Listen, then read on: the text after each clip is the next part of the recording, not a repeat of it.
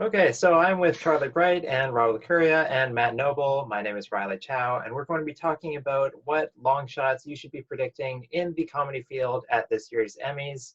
The best comedy series race, that's a tough one. After I think the first 5 slots, we've all got different ones toward the bottom, What We Do in the Shadows or The Great, or I've got Dave and Brooklyn Nine-Nine. Matt, I think you actually have the most out there prediction, possibly with Mythic Quest. So can you talk about that one? Outrageous. Wow. Yeah. Well, I put it in last night because I think everyone's frothing over the morning show for Apple TV, and they're putting a lot of effort into Mythic Quest as well in the comedy races, and it's just a very it's a funny show with an ensemble cast, and I don't know, it's a show that you enjoy watching, that's funny, that's doing something a little bit different, and again, it's got sort of Apple behind it in a big way. If the morning show is going to do well on the drama side, why not Mythic Quest do well on the comedy side?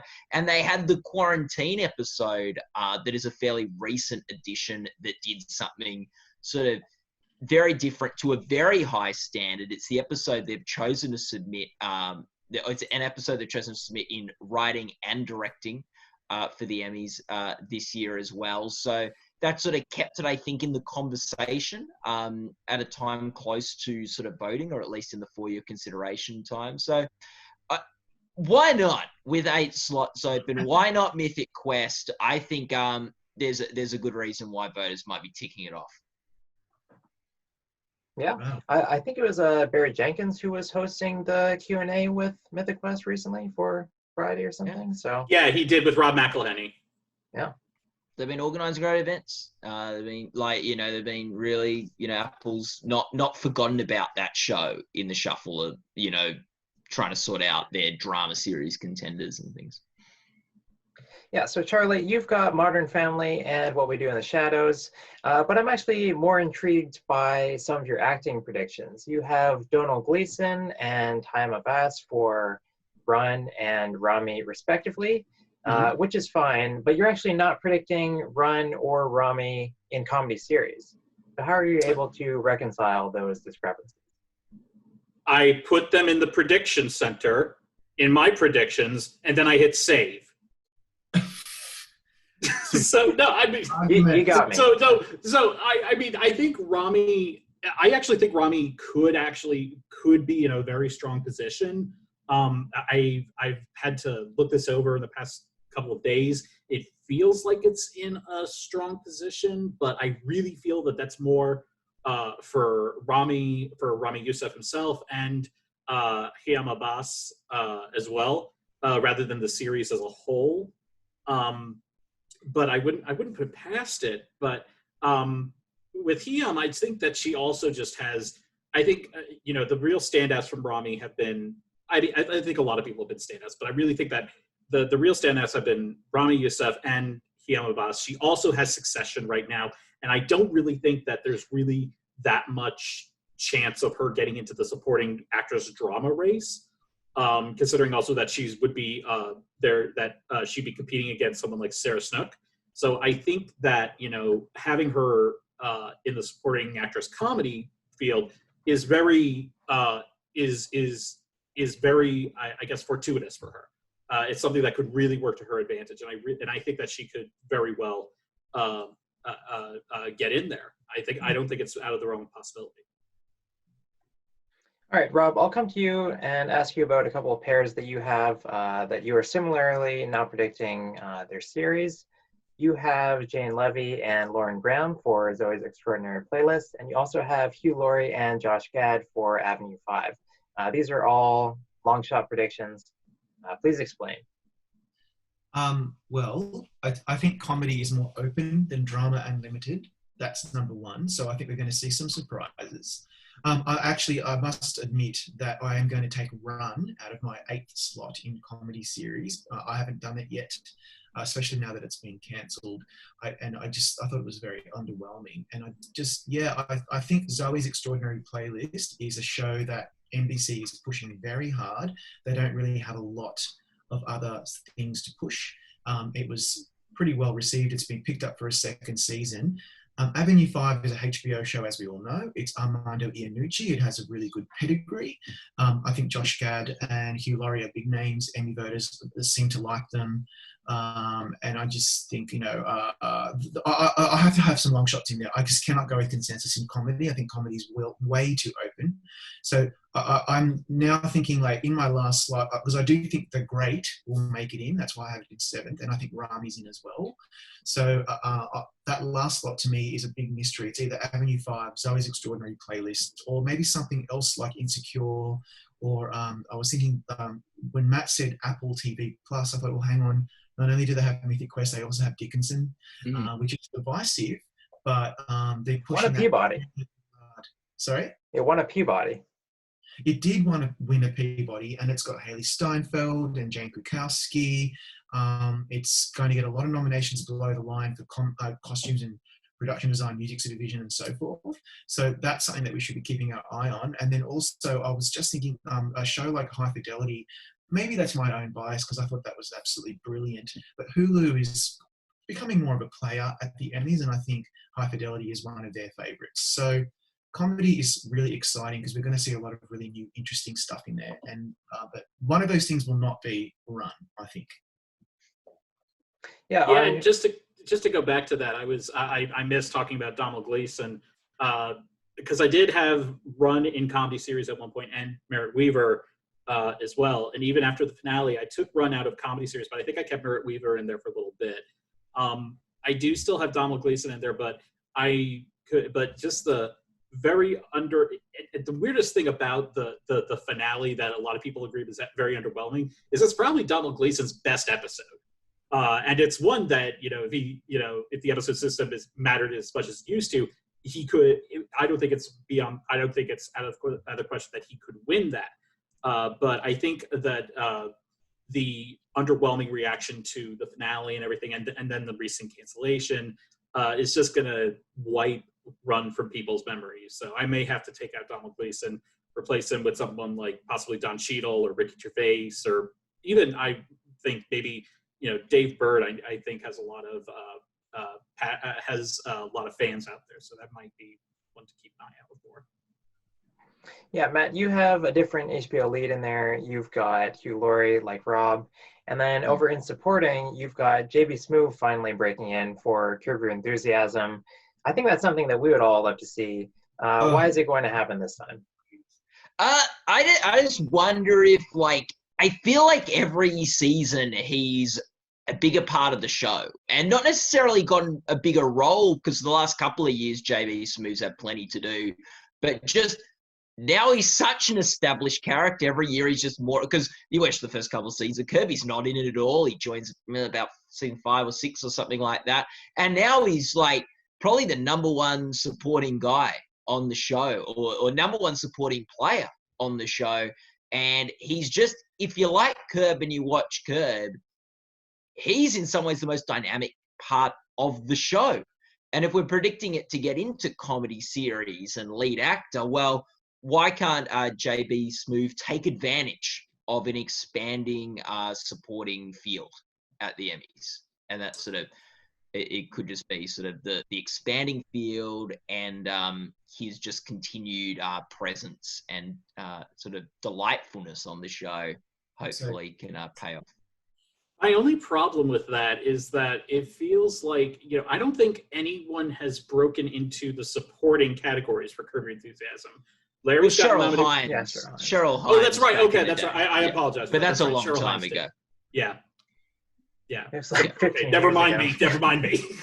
Yeah, no one has for years though. So that is fair. Yeah. Although we all know the real reason that JB would get nominated is because he talked to me, right? Yeah, and big bragging rights for you because last season he talked to me and didn't get nominated. So if he gets in this year, Joe, you'll be the difference. You gotta go where the moneymaker is, Dan. Yeah. On what Rob was saying about Avenue 5, though, I do think that show really could just hit the moment quite well too. It's a show that perhaps being on a space cruise ship and sort of locked in with a certain amount of people. Like, it's sort of a show that became more relevant after airing than it was during airing. And a lot of people, now Veep, 3-time Emmy winner for Best Comedy Series, was a show that like seems inevitable in that category. But the first season, not many people were predicting that show to break into the Best Comedy Series race at the Emmys. A lot of people go, oh, it's good, but not as good as Armando's previous shows and things like that. And it made it in. So there's a very good chance I think Avenue 5 could sort of pull a bit of a Veep, created by the same person. So yeah. If it does, I think one thing that if Hugh Laurie is able to break into actor, and if Avenue 5 is able to break the comedy series, I tell you one nomination I would be looking out for would be Zach Woods in supporting actor. Because he's been ahead of him. But you're right. You could be right. You know, on Avenue 5, there's an episode where certain people who don't believe that it's like an allegory for what's going on in America right now. They don't believe that if they go into the airlock, they'll die, and so they go in there as like to own the libs, so to speak, and they all end up in space and dead. And it's a really dark and prescient episode that a few people were talking about with Avenue 5. I think that show is definitely a sleeper, so we should be probably keeping our eye on that one. Can I just say one more thing, Riley, before you keep talking about long shots? Because I need to say this, it's very important. So Ricky Gervais has always been a big Emmy player, and then even for Derek, which I thought was probably not some of his best work, and then with Afterlife, I think that's his best work in a long time, and a lot of people feel the same way, and it got nothing last season. This season's even better, and I really hope that we see a nomination for him, because if you've seen it, and not only is he very funny, he's also extremely heartbreaking. He's so good in this show, and he must be nominated. So I'm putting him in there. I'm prepared to lose a slot if I'm wrong. Does anybody else have him? Yeah, I've got him, Rob. And I was hoping that you would convince me, because I am unsure about him. And you did keep the discussion on track, because he is a long shot. He's 100-to-1 odds right now. So I just don't understand why he missed last year. But, you know, we do see that at the Emmys where people randomly miss for the first season. That's right. And it's a beautifully sad, relevant series about grief and loss. And it's so funny. And I implore anybody, if you're having a bad day, just go and watch the bloopers of season 2 on YouTube, and it will just brighten your day. It's incredible. That's not necessarily a reason why he'll be nominated. I just think that now it's Ricky freaking Gervais. Okay, people love him, and the Emmys love him, and so I think there's a possibility that he will not be nominated in season 2, even though he missed out the season 1. But I don't have a lot of other arguments to hold on to. If anyone else can find me something that might be a bit more something that we can actually sink our teeth into. Other than that, I just think he's popular. He'll hopefully make it in. Well, didn't Derek, the season that he got nominated for Derek was the second season, right? I feel like the first season wasn't properly eligible. I don't know. I'm not sure, though. Yeah. Oh, okay, yeah. Well, I mean, I think that it also just could be that Ricky Gervais, as brilliant as his performance is, and as he has actually as his performances have been that have been nominated. I think of when, you know, Derek got nominated in the episode, and I was very iffy on the show, but the episode he submitted, his performances was undeniable of that. It feels like he is someone who people might be tired of. It's a possible thing. That might be why he missed out last season. You know, you think about the reception that he got with his most recent stint at the Globes was very mixed. You know, and it was very much rooted in what people already thought about Ricky Gervais. So him being that kind of polarizing figure might work against him. Yeah. Okay. Matt, you had mentioned that not a lot of people were predicting Veep its first season. I think part of that might have been because, you know, HBO already had Girls and they already had Curb Your Enthusiasm competing this year. And that brings me over to Rob's predictions, where he is predicting Rami, as many people are, and now he's talking about High Fidelity. And Rob is also predicting The Great. These are all Hulu shows. Maybe we are due for a big Hulu breakthrough where they get a bunch of slots. Rob, why do you have The Great and more specifically Nicholas Hoult in supporting?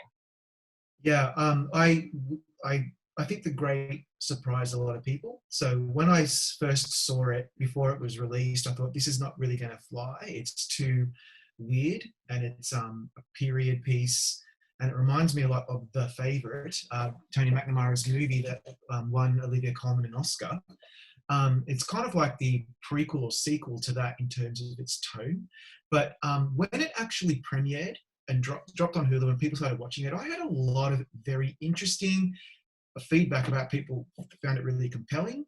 They found it really funny and really audacious and rude, and it's all those things.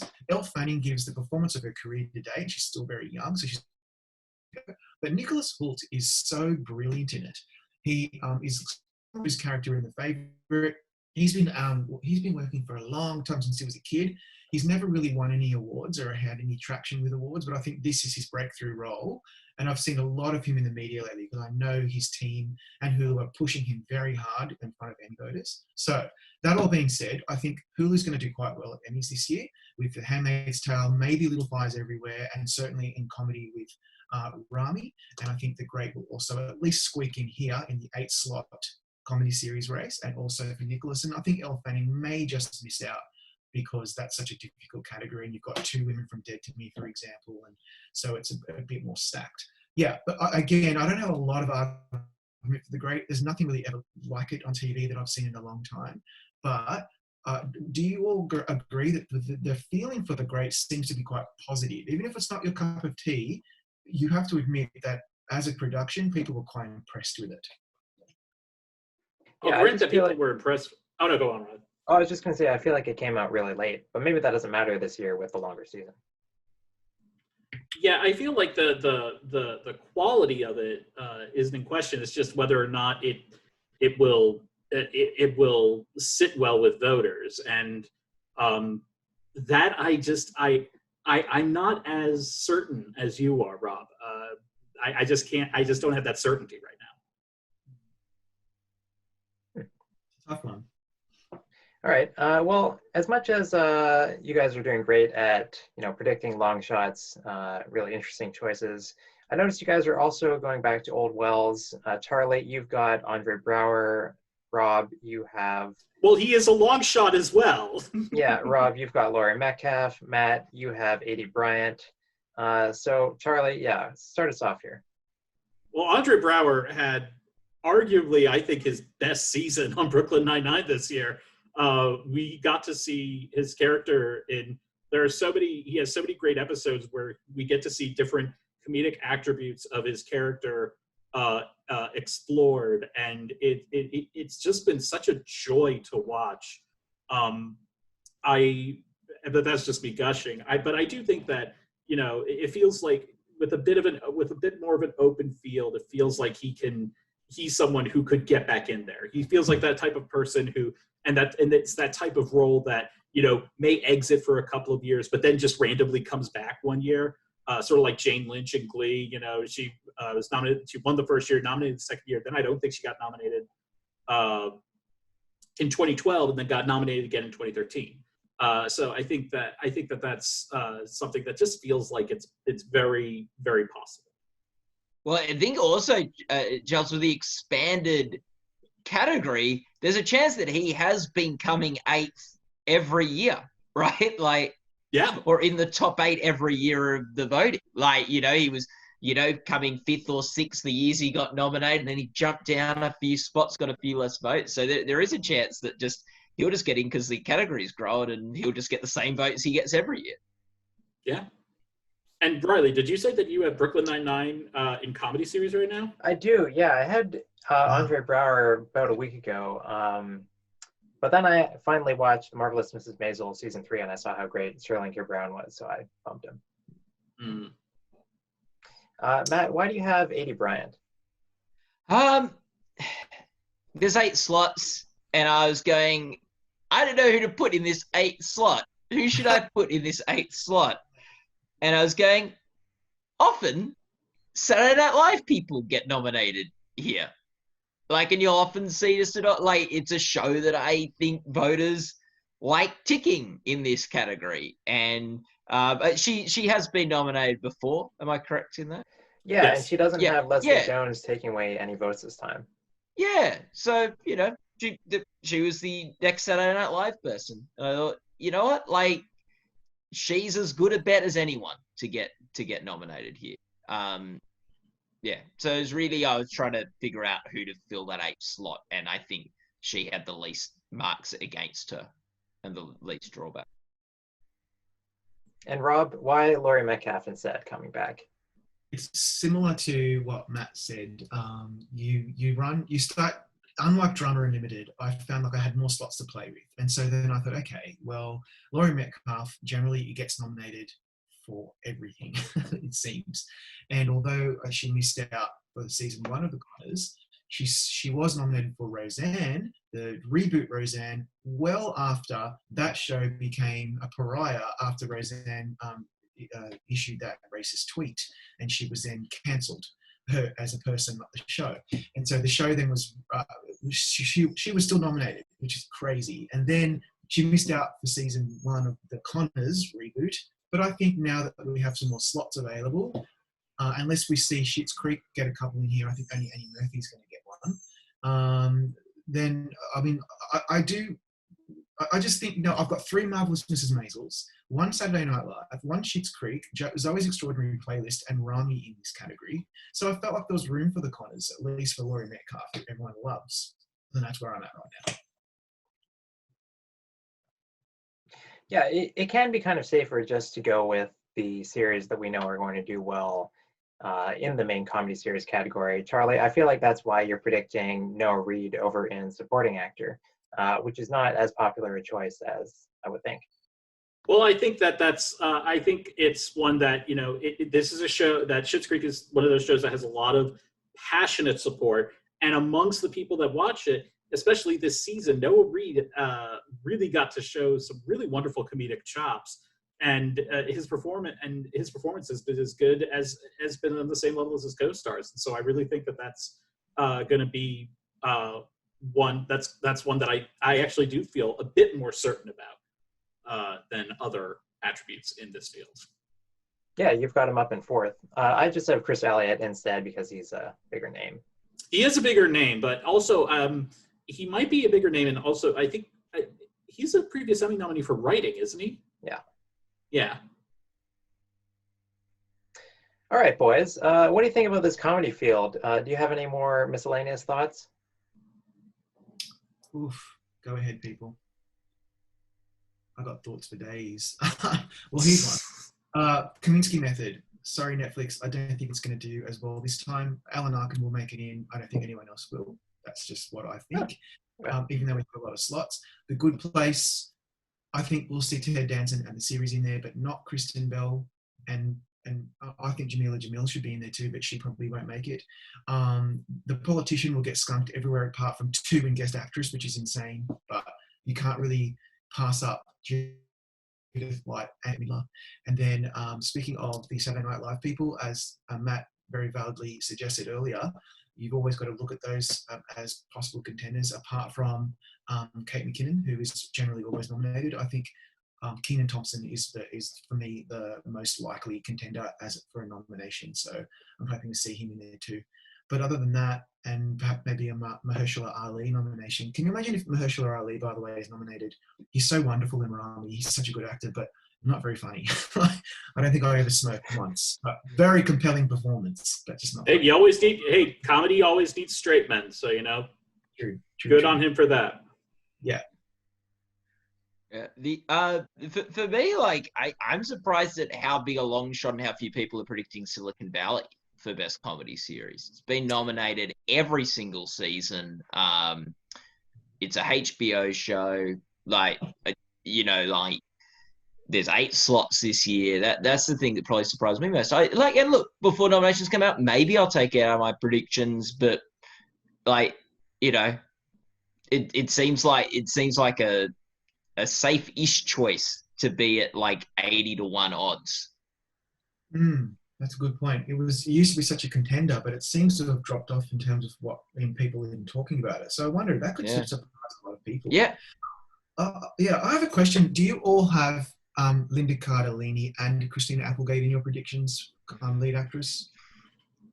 That's a tough one for me. It's hard to find room for both, but I just have. Like, you know, like I think I changed my predictions last night and I did sort of find room for them, but yeah, it's the actress categories, drama and comedy, it is hard to find room for the people you think are going to get nominated there with 6 slots.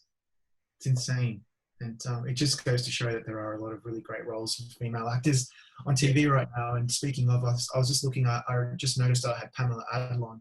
I've never really been into Better Things, but from what I hear from certain colleagues, one of them who's not on this chat, love that show and say that it's brilliant. And so I've got her not only in comedy actress, but also in drama guest actress for This Is Us. It'd be nice to see her nominated twice. I don't know if she's up for any voiceover performance categories this year, but Pamela Adlon, something that we should probably we shouldn't be discounting her, because Better Things has always done well in the actress category.